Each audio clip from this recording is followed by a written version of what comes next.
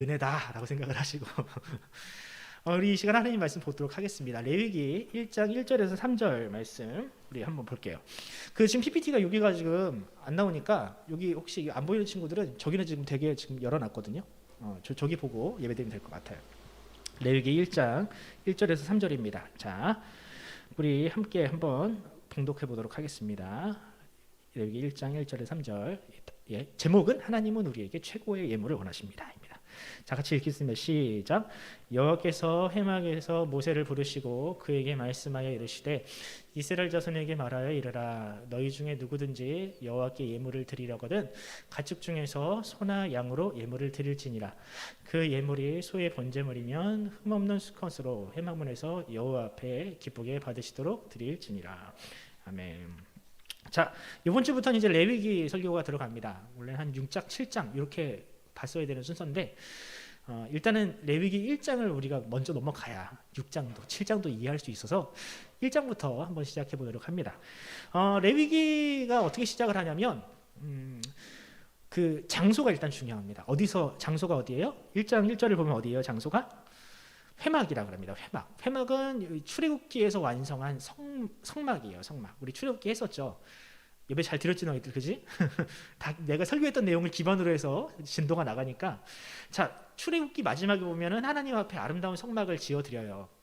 근데 이 성막이 볼품은 없었어. 하지만 하나님이 보시기에 굉장히 아름다웠다. 왜냐하면 하나님이 말씀하신 그대로 지어졌으니까. 자, 그런데 그 성막에서 지금 하나님께서 모세를 부르십니다. 그리고 그 성막에서 앞으로 무엇을 해야 할지 이것을 이제 알려주시는데 뭐 다른 거 없어요. 거기서 예배, 곧 제사를 잘 드리면 되는 겁니다. 자, 그러면은 예배를 드릴 때, 제사를 드릴 때 아무거나 가지고 예배를 나오느냐? 그게 아니라는 거예요. 뭘 가지고 나오라고 하나님께서 정해주셨는데 오늘은 그 정해주신 것들이 무엇을 의미하며 또 지금 우리에게 그 하나님께서 정해주신 그 제물들이 우리에게 어떤 의미가 있는지를 한번 좀 살펴보려고 해요. 자, 여러분, 오늘 여러분들이 예배로 나올 때 빈손으로 나왔나요? 물론 당당하게 빈손으로 나온 친구들도 있겠지만 대부분은 부모님이 여러분들에게 무언가 주었잖아요. 그죠? 뭘 줬어요? 뭘 줬어? 그죠? 돈을 줬지. 뭐 솔직하게 해봐. 돈을 줬잖아. 왜? 이 돈이 무슨 의미가 있어요? 그냥 단순히 1,000원, 2,000원의 의미가 있는 게 아니라 이 돈이 여러분들이 교회에 나와서 하나님께 드리면 이게 무슨 의미가 있는 겁니까? 헌금으로 바뀌잖아요. 그죠? 여러분들이 이거 시중에서 그냥 편의점 가가지고 그냥 과자 사 먹고 PC방 가가지고 그냥 하면은 이것이 그냥 화폐의 가치이지만 이것이 교회에 오면 어떤 의미로 바뀌어요? 거룩한 하나님께 드려지는 예물로 바뀐다고요. 그죠? 근데 이것이 돈만 하나님께 드릴 수 있느냐? 아니에요. 과거 목사님이 성장할 때는요, 돈만 하나님께 드리진 않았어요. 넘겨주시겠어요? 이거 성미라는 게 있었습니다. 성미 알아요? 그러니까 거룩할 성자에 쌀미자를 써가지고 거룩한 쌀이라고 해가지고 하나님 앞에 쌀도 드렸어요. 여러분들이 이게 성미를 내는 교회를 다녀본 적이 있는 친구 한번 손들어 볼래요? 여러분들은, 어른들은 이제 우리 선생님들은 다 성미를 내셨지만 여러분들 아마 모를 거. 목사님 어렸을 때만 하더래요. 교회에 헌금도 가지고 나오지만 저렇게 생긴 주머니에다가 쌀을 채워왔어요. 그리고 이 쌀을 풀어가지고 성미함이라는 게 있어. 거기다 이렇게 탈탈탈탈탈 터는 거야. 왜냐면은 이게 이제 그 주변에 가난한 사람들, 밥을 먹지 못하는 사람들에게 나눠주려고, 구제하려고. 또 목회자들이나 이렇게 목회자들이 힘들었어요, 옛날에는. 그래서 목회자들이 밥도 해먹고 교회에서 이렇게 다 같이 이제 모여가지고 점심 먹을 때 이 성미를 이용해서 점심을 먹기도 했습니다. 또 이 돈만 그러면 헌금의 예물의 가치가 있느냐? 아니에요. 지금 여기 제가 그 어른들이 설거지하는 장면을 지금 해놨는데 봉사, 우리의 손과 발, 우리 남인 선생님이나 우리 선생님들이 이렇게 누군가를 섬기고 예배를 돕기 위해서 하는 헌신들, 이 모든 것들이 다 하나님께서 기뻐 받으시는 예물들입니다. 눈에 보이는 예물, 돈으로 환산할 수 없는 것들도요, 하나님께서 받으신다고요. 자, 그리고 이제 우리 아까 얘기했듯이 결정적으로 우리가 하나님 앞에 화폐, 돈이라는 가치를 하나님 앞에 드립니다. 왜? 지금은요, 이 돈이 없으면 아무것도 못해요, 사실은. 여러분들 지금 우리가 지금 눈에 보이는 것들, 이 마이크, 뭐 프로젝터, 컴퓨터, 카메라, 이 모든 것들이 다 돈 없이 살 수 있습니까? 그러니까 우리가 예배를 드리기 위해서 또 혹은 누군가를 구제하기 위해서는요, 이제는 돈이 없으면 안 되는 시대이기 때문에 우리가 이제 그냥 약속을 한 거예요. 암묵적인 합의를 한 거죠. 하나님 앞에 우리가 이제 돈으로 예물을 드리면 이것을 가지고 선한 데 사용하자. 그래서 우리가 이렇게 그냥 공통적으로 전 세계 모든 국가가 이제는 하나님께 드려지는 헌상을 돈으로 하고 있습니다. 자, 그러면 돈이 없었던 시대도 있잖아요. 여러분들이 지금 역사 시간에 배우겠지만 돈이 언제부터 있었어요? 구석기 신석기 시대에는 돈이 없었잖아요. 그죠? 그때는 뭐 그냥 물물교환의 형태로 시장이 열렸지 돈을 주고 받는 형태는 아니었단 말이에요. 그러면은 이런 화폐가 없었던 시대에는 하나님 앞에 어떤 예물을 드렸을까? 하나님이 아니더라도 신에게, 우리가 이제 믿는 기독교나 뭐 유대교나 이런 종교가 아닌 우상들을 섬기는 시대가 이 나라들이 있었을 거 아니에요? 시대가 있었을 거 아니에요? 뭘 드렸을까? 가장 좋은 걸 드렸어요. 가장 좋은 거. 사람들이 생각할 때 내가 신에게 은총을 받기 위해서, 복을 받기 위해서는 그 신을 기쁘게 해야 된다라는 생각에 자기가 가지고 있는 것 중에서 가장 좋은 것을 드렸어요. 제일 대표적인 게 뭐냐면 금, 은, 루비 뭐 이런 귀금속들. 그 시대에 이런 것들이 귀했으니까 이런 것들을 드렸죠. 심지어는 신을 기쁘게 하기 위해서 뭘 드렸냐면 이런 걸 드렸어요. 다음, 자기 자식을 드렸어요. 이해가 안 가죠? 자기 자식, 가장 큰 아들, 그것도 여러분들 큰 아들은 긴장해야 돼. 옛날에 태어났어요. 옛날에도 우리 한국교회도요, 내 큰 아들은 하나님 앞에 서원한다라는 그런 어떤 전통이 있었어. 그래서 큰 아들은 무조건 목회자를 시킨다. 뭐 이런 옛날에 우리 그런 시절이 있었는데, 그 우상 종교들 중에서 특별히 자식을 바쳐라라는 우상 종교가 있었어. 성경에는 그것을 몰렉이라 그러는데 구약 성경에서 하나님께서 가장 미워하셨던 우상 중에 하나예요. 자식을 바치는. 근데 왜 이런 자식을 바치면서까지 신을 섬겨요? 그 신을 통해서 내가 원하는 무언가를 얻어내기 위해서. 가장 좋은 걸 드리면 나에게도 가장 내가 원하는 것을 주시겠지라는 그런 아주 우상적인 마음으로 이런 가장 좋은 것을 드렸다고요. 자, 그런데 우리 하나님은 그러면 사람에게 무엇을 요구하셨을까? 신 중의 신이요, 가장 위대한 다른 신은 없잖아요. 오직 이 세상을 창조한 하나님은 사람에게 무엇을 요구하셨을까? 한번 봅시다. 레위기 1장 2절을 한번 읽어볼게요. 다시 한번. 다음 페이지. 보시면 같이 읽어봅시다. 시작. 이스라엘 자손에게 말하여 이르라. 너희 중에 누구든지 여호와께 예물을 드리려거든 가축 중에서 소나 양으로 예물을 드릴지니라. 자, 여기 보면 하나님께서 뭘 드리래요? 나한테 가져오려면 우상들에게 바치듯이 귀금속 필요 없어. 네 자식들 필요 없어. 뭘 바쳐라? 소. 다음 양. 다음 비둘기. 다음 곡식가루였어요. 여러분, 이게 너무 당연한 것 같지만 아까 제가 여러분들에게 설명한 것을 비교해서 한번 생각을 해보세요. 어떤 신은요, 아무 얘기 안 했더니 사람들이 자발적으로 금, 은, 집문서, 자기 자식까지 바치는 종교가 있는가 하면 하나님은 뭘 원하세요? 딱 정해주셨어. 너희들은 소, 양, 비둘기, 곡식가루 이거 말고 가져오지 마라고 말씀하신 거예요. 왜 그러셨을까? 왜 그러셨을까? 자, 다음 페이지 넘겨주세요. 왜 하나님께서 이렇게 정해놓으셨냐면요, 그 당시 오늘날과 비슷하게 오늘날은 신분 사회가 아니지만 계층이 있었잖아요. 계층이 있잖아요. 그 당시에는 또 역시 마찬가지로 계층이 있었어요. 넘겨보세요. 오늘날에 뭐 그 상위 4%도 아니야, 한 1% 정도가 재벌입니다. 부자가 있고요, 중산층이 있고요, 서민이 있고요, 그 다음에 사회적인 약자들이 있어요. 오늘날 이런 사다리꼴, 이런 피라미드 구조가 이 사회잖아요. 여러분들이 배웠듯이. 아마 이걸 여러분들이 배우는 게 아니라 여러분들이 사회에 나오면 더 현실적으로 뼈저리게 느끼게 될 거예요. 자, 그런데 여러분, 이들이 만약에 이들이 만약에 교회에 오거나 또 혹은 어떤 단체에 소속됐을 때 이들이 내는 헌금의 금액이 같을까요? 다를까요? 만약에 이들이 그냥 제한 없이 마음대로 헌금하세요라고 하면 이들이 내는 헌금의 양이 같을까요? 다를까요? 다르겠죠. 다르겠죠. 예를 들어서 재벌이 11조를 낸다 그러면 얼마를 내겠어요? 우리 담임 목사님이 아는 그 목사님의 그 성도 중에 한 명이 배달의 민족의 대표가 그 교회를 다닌대요. 배달의 민족 알지? 우한 형제들. 그래서 어마어마하게 헌금을 한대요. 재벌이잖아요. 근데 그에 반해서 여러분들이 내는 헌금은 얼마일까요? 묻지 않겠습니다. 어쨌든 그분들과 여러분들이 내는 헌금의 양이 같아야 달라요? 다르단 말이에요. 그러면 여러분들, 이것이 우리가 내는 헌금이 봉투의 형태로 되니까 금액이 안 보이니까 다행이지, 만약에 여러분들 이것을 대놓고 누군가의 공개적으로 또 사람들이 다 아는 형태로 이 헌금을 액수를 까발려진다고 생각을 해보세요. 교회 나오고 싶겠어요? 안 나오고 싶겠어요? 나오기 싫지. 누구는 일주일에 100만 원씩 헌금하는데 나는 1,000원 하기도 힘든 이 상황을 누가 기분 좋아하겠어요? 오로지 부자들만 기뻐하지. 마찬가지예요.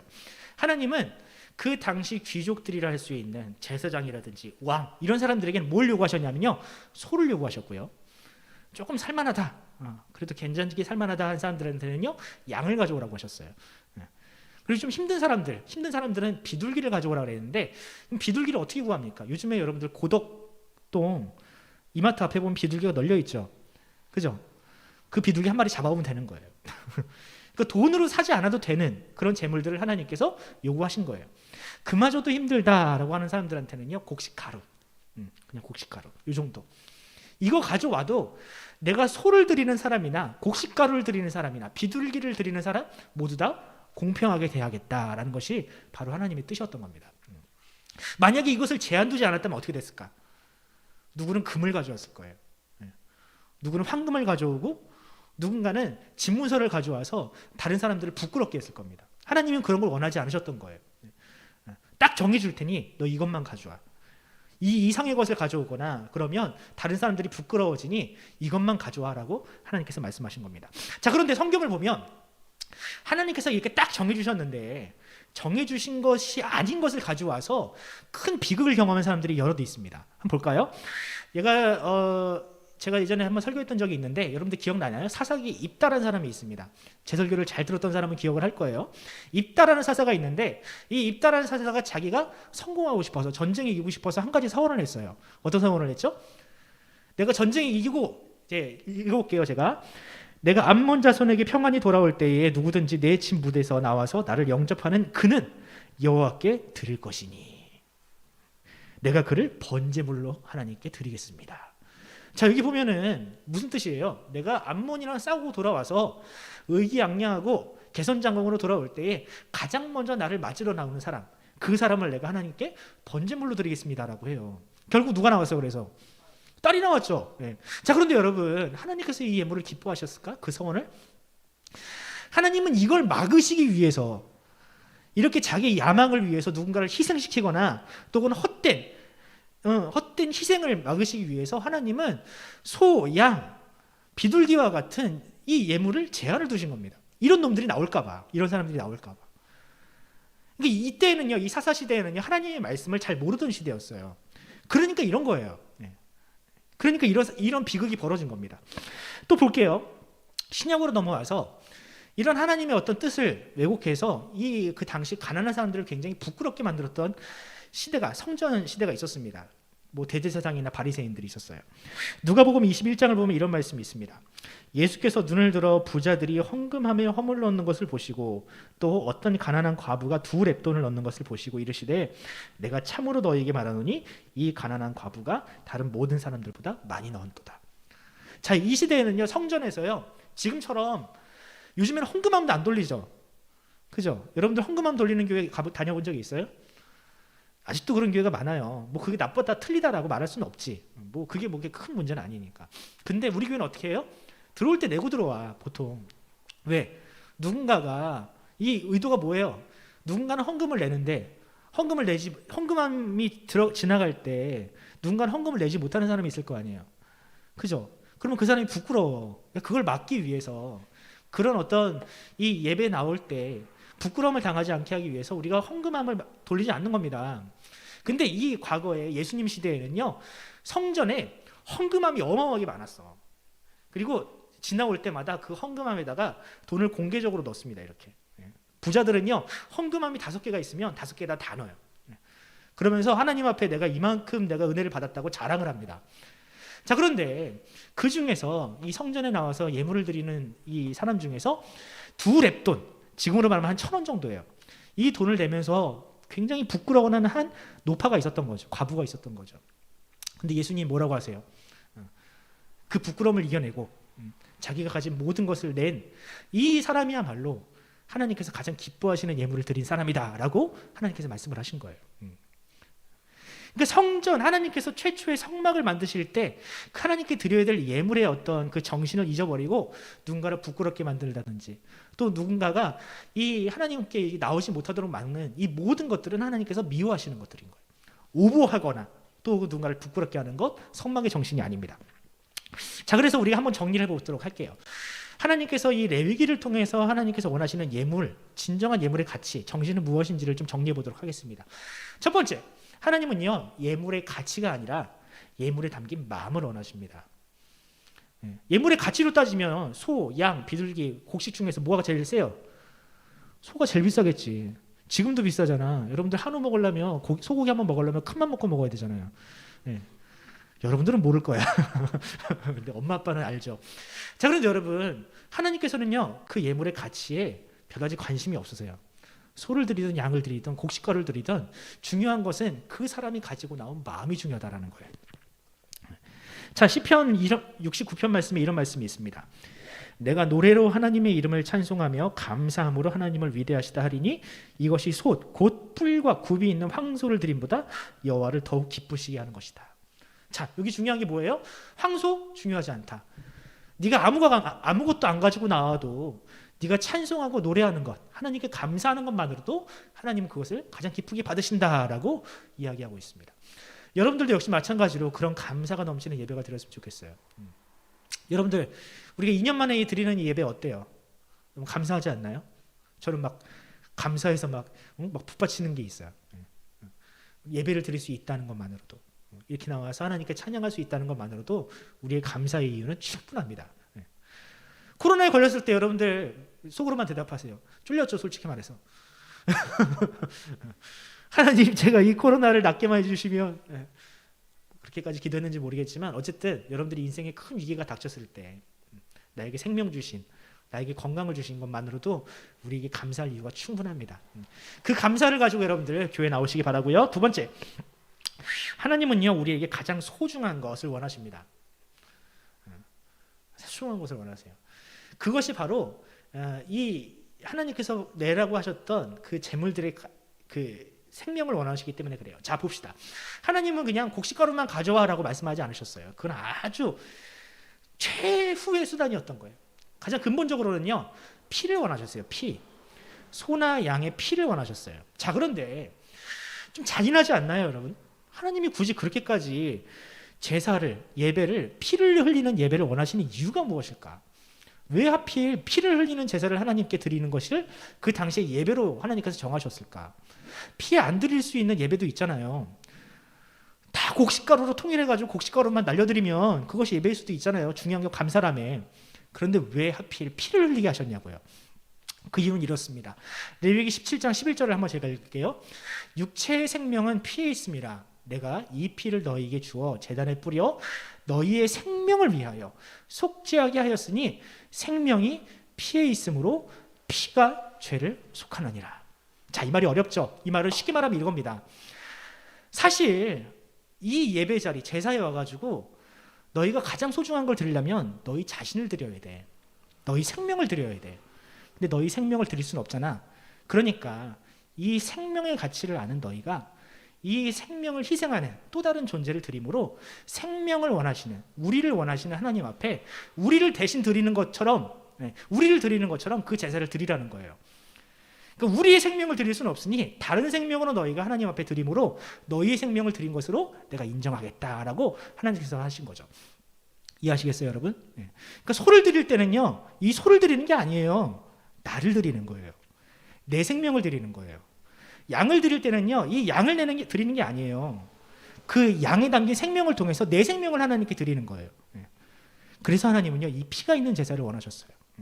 왜? 그 피가 고파서가 아니라, 피가 모자라서가 아니라 바로 우리의 생명을 하나님께 드리기를 원하셨기 때문에. 마지막으로 그렇습니다. 세 번째, 근데 우리가 결국 하나님께 생명을 드려야 되는데 우리가 못하는 걸 하나님께서 아세요.